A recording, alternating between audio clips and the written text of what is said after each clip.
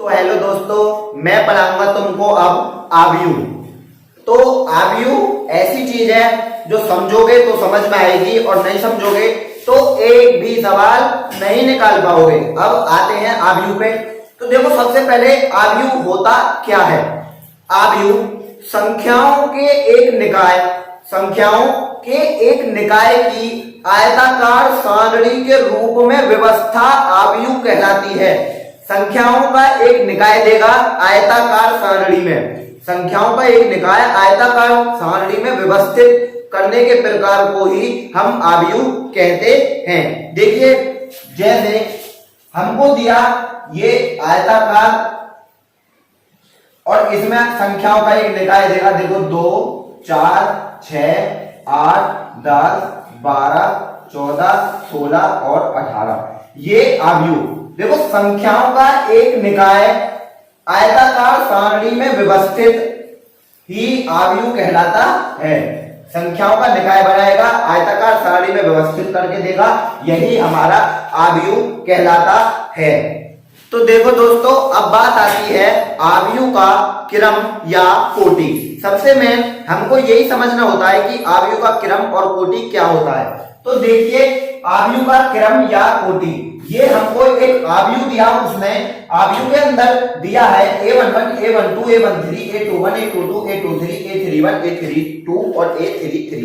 ये आव्यूह दिया, आयताकार सारणी के अंदर संख्याएं व्यवस्थित करी।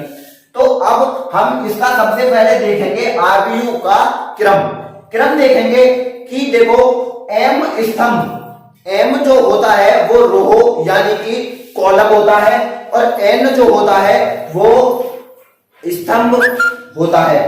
M रो यानी कि कॉलम और जो N होती है वो स्तंभ होता है। तो इसके आव्यूह का क्रम की बात करें तो M जो हमारे पास रो मतलब पड़ी हुई, रोहो मतलब देखो पड़ी हुई, ये पड़ी हुई है, ये हुई रोहो इधर वाली 1 2 3, और कॉलम में हुआ हमारा खड़ा हुआ, ये A11, A21, A31, ये खड़ा हुआ। रोहो मतलब पड़ी हुई और कॉलम में खड़ी हुई। तो ये हमारा M गुणा N क्रम का आव्यूह हुआ। M गुणा, ये आ जाओ, क्रम की बात करते हैं तो ये हुआ हमारा M गुणा N का। रो मतलब पड़ी हुई और कॉलम मतलब खड़ी हुई। M मतलब रो और कॉलम मतलब N। तो अब बात आती है आव्यूह की कोटि। तो देखो, एक नंबर का सवाल बोर्ड में जरूर आता है कि आव्यूह की कोटि बताओ। तो देखो, कोटि की हम सबसे पहले बात करेंगे। कोटि सबसे पहले देखेंगे कॉलम कितने हैं। तो देखो, इसमें 1 2 3, कितने कॉलम है? 3। और फिर बात आती है रो की। रो कितनी है? 1 2 3। तो 3 गुणा रो भी हमारी 3 और कॉलम भी हमारा 3। तो इसकी कोटि हुई 3 गुणा 3। इस आव्यूह की कोटि 3 गुणा 3। तो आव्यूह और कोटि इस प्रकार से, आव्यूह की कोटि इस प्रकार से ज्ञात करेंगे। एक नंबर का सवाल बोर्ड में जरूर आता। तो अब देखेंगे आव्यूह के प्रकार। तो आव्यूह के प्रकार में सबसे पहला पंक्ति आव्यूह, नंबर 2 स्तंभ आव्यूह, नंबर 3 शून्य आव्यूह, नंबर 4 वर्ग आव्यूह। ये सबसे मेन आव्यूह हैं।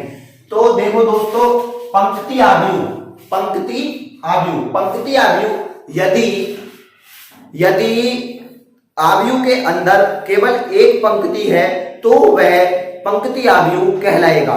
यदि आव्यूह के अंदर केवल एक पंक्ति है, पंक्ति मैंने बताई मतलब पड़ी हुई, तो जैसे एक ही पंक्ति है, ये रही, तो ये होगा पंक्ति आव्यूह। अब आता है स्तंभ आव्यूह। यदि आव्यूह के अंदर केवल एक स्तंभ है तो वह कहलाएगा स्तंभ आव्यूह। देखो, स्तंभ मतलब खड़ा हुआ, जैसे 1 2 और 3, ये हटा दें। अब आती है बात शून्य आव्यूह। यदि आव्यूह के सारे अवयव शून्य हैं तो वह शून्य आव्यूह कहलाएगा। जैसे देखो, हम 2 गुणा 2 का आव्यूह लेते हैं, ये 2 गुणा 2 का आव्यूह है और इसके सारे अवयव शून्य हैं, तो यह हमारा शून्य आव्यूह कहलाएगा। अब बात आती है वर्ग आव्यूह। तो देखो, वर्ग आव्यूह कब होगा?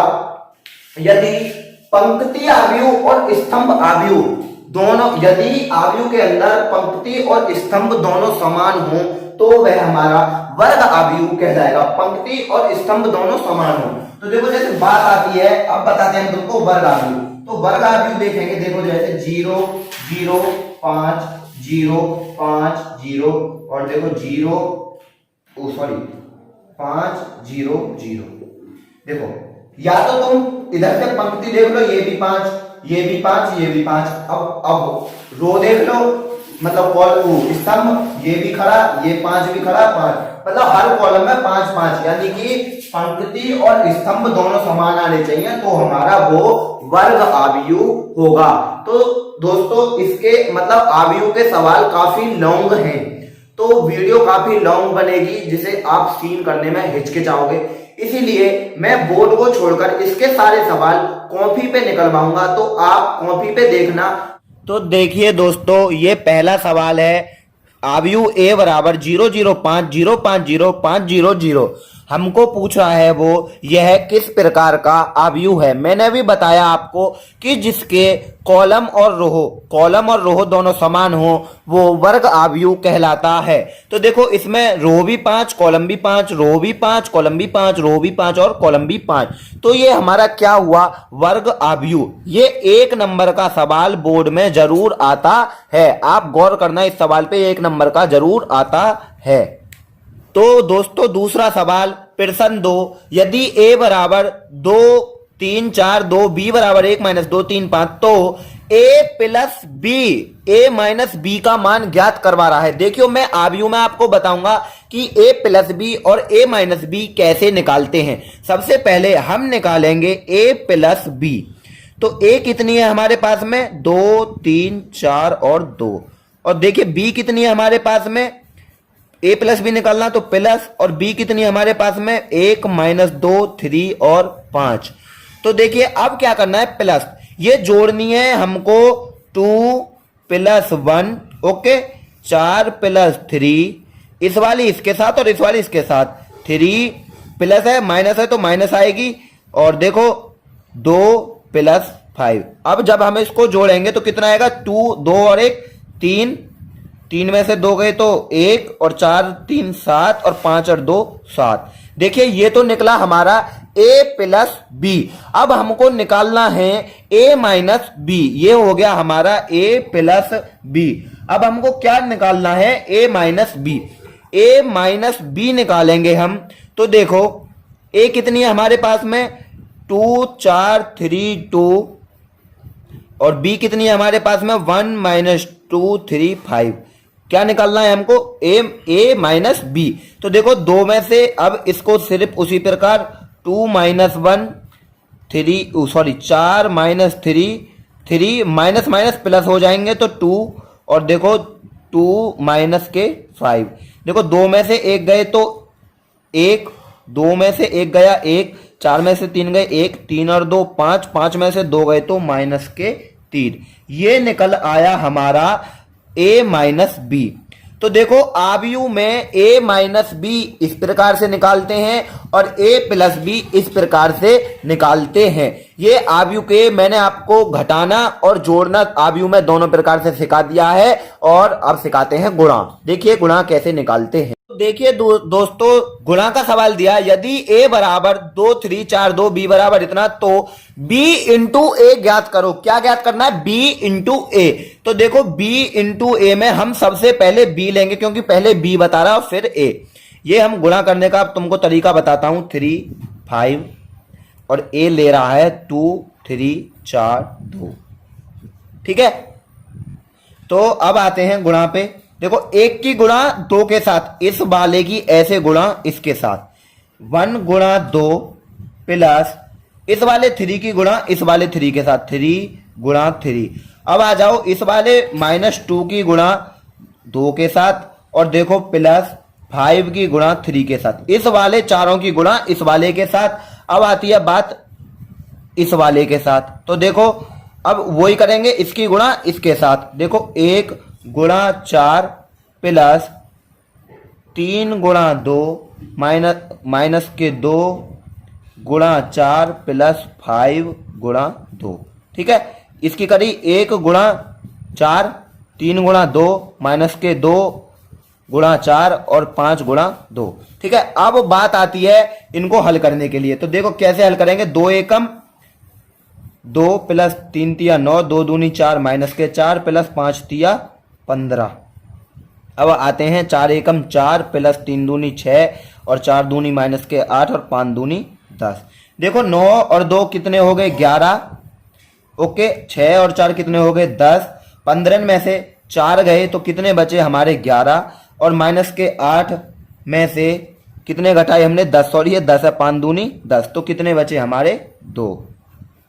तो ये होता है गुणा करने का तरीका। ऐसे गुणा इस वाले के साथ हमको करनी है। ये हुआ हमारा गुणा करने का तरीका। जोड़, घटाने और गुणा आबयू के सबसे मेन है, जो बोर्ड में जरूर 2 या 4 नंबर का एक क्वेश्चन गुणा का जोड़ का आता है। देखो चौथा सवाल देखते हैं। यदि a बराबर इतना और b बराबर इतना तो 3a माइनस 2b ज्ञात करना है। क्या ज्ञात करना है 3a और 2b। तो देखो 3ab कैसे ज्ञात करेंगे। 3a ज्ञात करेंगे हम। देखो हमको a दिया है 1 2 3 0 5 7 6 8 9। इसमें हमें 3 की गुणा कर देंगे तो हमारे 3a ज्ञात हो जाएगा। हमको 3a ज्ञात करना है तो कैसे करेंगे। 3 की गुणा कर देंगे तो 3 ज्ञात हो जाएगी सबसे पहले। तो देखो 3 की गुणा करेंगे तो क्या बनेगा 3 एकम 3, 3 दूनी 6, 3 तिया 9, 3 की 0 में गुणा करी तो 0, 3 पंजे 15 और 3 सत्ते 21 और 3 छिंग 18 और 3 अट्ठे 24 और 3 निम 27। देखो ये बनी हमारे पास 3a। अब हमको ज्ञात करनी है 2b। 2b कैसे ज्ञात करेंगे। देखो 2b कितनी है 203 305 और 570। देखो इसमें भी हम 2 की गुणा कर देंगे तो कितना ज्ञात हो जाएगा हमको 2b। तो 2 दूनी 4 0 2 तिया 6 और जी 2 तिया 6 0 2 पंजे 10 2 पंजे 10 2 सत्ते 14 और 0 की किसी संख्या में गुणा करते हो तो उत्तर कितना 0। तो देखो अब हमको क्या ज्ञात करना है 3a माइनस 2b। हमारे पास 3a का भी 3a भी है और हमारे पास 2b भी है। देखो तो 3a कितनी हमारे पास में आते हैं सवाल पे 3 6 9 0 15 21 18 24 और 27। ये हुई 3a। अब माइनस करनी है हमको 2b। 2b कितनी हमारे पास में 4 0 6 6 0 10 10 14 0। तो आते हैं अब घटाने कैसे घटाएंगे। इस वाले को इसके साथ, इस वाले को इसके साथ, इस वाले को इसके साथ। तो सेम ऐसे ही घटाएंगे। देखो 3 में से माइनस के 4 गए तो कितने बचे हमारे पास में माइनस के 1। 6 में से 0 गए तो कितने बचे 6। 9 में से 6 गए तो कितने बचे 3। ओके, अब 0 में से माइनस के 6 गए तो माइनस 6। 15 में से माइनस के 0 गए तो कितने बचे 15। 21 में से माइनस के 10 गए तो कितने बचे 11। 18 में से माइनस के 10 गए तो कितने बचे 8 और 24 में से 14 गए तो कितने बचे 10 और 27 में से 0 गए तो 27। आंसर यही हमको ज्ञात करवा रहा था 3a माइनस 2b ज्ञात करो। तो हमारे पास 3a माइनस 2b बराबर ये आ गया। तो पांचवा सवाल है a बराबर इतना और b बराबर इतना, a प्लस b ज्ञात करो। तो देखो इसमें सवाल में हमेशा हम कंफ्यूज होते हैं कि 2i i 1i इसका क्या मैटर है। तो देखो कुछ नहीं है, केवल a और प्लस b हमको जोड़ना है। तो देखो जोड़ेंगे कैसे, बस वो देख लो। देखो इधर दिया है हमको 2 प्लस i, कितना जोड़ना है हमको 1 प्लस i। दूसरा दिया है माइनस के i प्लस 2i। देखो फिर दिया है 3 प्लस 2i, मतलब ऐसे लिख लेना है, और 4i प्लस 3। तो देखो जब इसको हम जोड़ेंगे तो कितना आएगा हमारा a प्लस b कितना आ जाएगा। देखो 2 और 1 3 और ये कितना हो गया अब हमारा 2 और 1 3 प्लस i 2i। ओके, 2 और 1 3 और i 2i। और इसको देखो 1 i में से i गया तो कितना बचा 2 i में से 1 i गए तो i। ठीक है, देखो 3 प्लस 2i तो 3 प्लस 2i ऐसे ही रहेगा। अब आती है बात 4i प्लस 3, 4i प्लस 3। ये हो गया हमारा a प्लस b।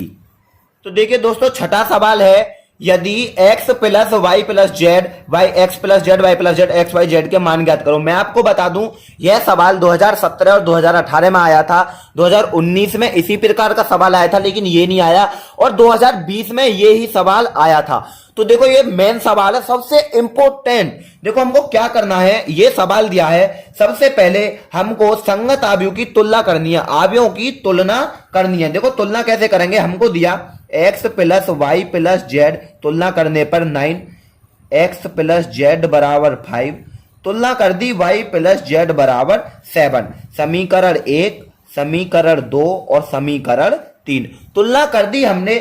अब तुलना करने पे क्या करेंगे, देखो समीकरण x बाई जेड के मान निकलवा रहा है, समीकरण 1 में से हमको समीकरण 2 को घटाना है, समीकरण 2 को घटाने पर, जब घटाने पर करेंगे, देखो समीकरण 1 में से समीकरण 2 को घटाना, एक कितनी हमारे पास x plus y plus z बराबर 9 और 2 कितनी हमारे पास में x प्लस जेड बराबर 5। तो देखो घटाएंगे तब, देखो ये प्लस की माइनस में और माइनस की प्लस की माइनस में और माइनस प्लस में, ओके। तो कितना आ जाएगा हमारा, देखो z से z कट जाएगी, x से x कट जाएगी, तो कितनी बची y बराबर 9 में से 5 गए तो कितने बचे हमारे 4। तो y बराबर कितना आ गया 4। अब क्या करेंगे, y बराबर 4 आ गया। अब इस y के मान को हम समीकरण 1 में पुट कर देंगे। देखो x plus y plus z बराबर 9, ठीक है। तो देखो x का मान हमारे पास अभी है ही नहीं और y का मान हमारे पास है 4। तो देखो अब हमें किसका मान चाहिए, z का भी मान चाहिए, तो z का मान निकालेंगे समीकरण 3 से, y प्लस जेड बराबर 7, हमारे पास y का मान है, y का मान कितना है 4 प्लस z का मान हमको निकालना है बराबर 7। जब z का मान निकालेंगे तो 7 4 को इधर ले जाएंगे, माइनस के 4 हो जाएगी, z बराबर हमारी आ जाएगी 3। तो y और z दोनों के मान अब हमको पता है, हमको किसका मान निकालना है, अब x plus y plus z बराबर 9। अब y और z के पता है, x का रह गया, तो x के जब मान निकालेंगे, देखो x plus y plus z, x के निकालने, x को ऐसे ही रहने देंगे, x और y का मान कितना है हमारे पास में 4 और z का मान कितना है हमारे पास में 3, बराबर में लेनी है हमको 9। तो देखो x लेंगे तो कितना बचेगा हमारा x, तो 4 और 3 कितने हो जाएंगे 7 बराबर 9, और देखो x बराबर 9 माइनस के 7, x बराबर कितना आया हमारे पास में 2। तो देखो x वाई जेड के मान ज्ञात करो, तो x वाई जेड के मान हमारे पास में आ गए, x वाई जेड के मान क्रमश देखो देखो कितने निकलेंगे, x का 2, y का 4 और किसका निकालना है अब z का हमारे पास 3, x वाई जेड के मान क्रमश 2 4 3। सबसे इंपॉर्टेंट सवाल जो बोर्ड में अक्सर आता है और आया है,